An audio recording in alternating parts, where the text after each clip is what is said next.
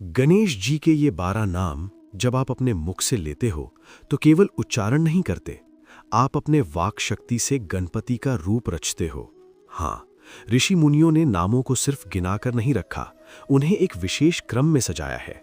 क्योंकि ध्वनि जब क्रम में निकलती है तो ऊर्जा बनती है, और ऊर्जा जब श्रद्धा से निकलती है तो रूप लेती है। इसलिए कहा गया, इन 12 नामों का जप सिर्फ स्तुति नहीं, सृजन है। ये 12 नाम हैं गणेश के सुमुख, एकदंत, कपिल, गजकर्ण, लंबोदर, विकट, विघ्ननाश, विनायक, धूम्रकेतु, गणाध्यक्ष, भालचंद्र और गजानन।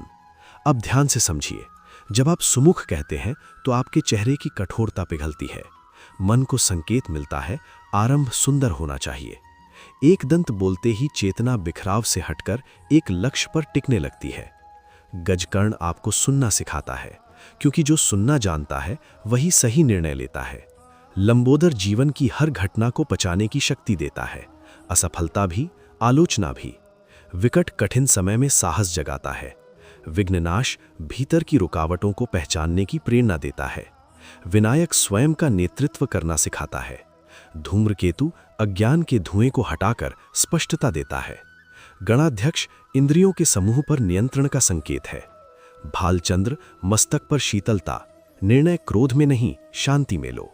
और गजानन विशाल दृष्टि का प्रतीक है, छोटी सोच से बड़े कार्य नहीं होते। अब सबसे बड़ा रहस्य सुनिए, जब ये 12 नाम एक के बाद एक आपकी श्वास के साथ बाहर आते हैं तो आपकी जीभ, आपके होंठ, आपकी धड़कन एक विशेष लय में चलने लगती है। वही लय मन के बिखराव को जोड़ती है। इसलिए इन्हें नया काम शुरू करने से पहले, परीक्षा देने से पहले सुबह उठते ही स्मरण करने को कहा गया, क्योंकि आरंभ के क्षण में मन डगमगाता है और ये 12 नाम मन को आधार देते हैं। लेकिन याद रखिए, सिर्फ जल्दी जल्दी बोल देने से कुछ नहीं होगा। हर नाम के साथ एक क्षण का भाव जोड़िए। जब बोलो तो महसूस करो कि तुम सच में अपने भीतर गणपति का निर्माण कर रहे हो, क्योंकि गणपति बाहर की मूर्ति नहीं, भीतर की व्यवस्था है। और जहां भीतर व्यवस्था बन गई वहां विघ्न टिकते नहीं। अगली बार जब कोई नया कदम उठाओ, इन 12 नामों को पहले आगे रखो, फिर देखना परिस्थिति वही रहेगी, लेकिन तुम्हारा मन बदल जाएगा।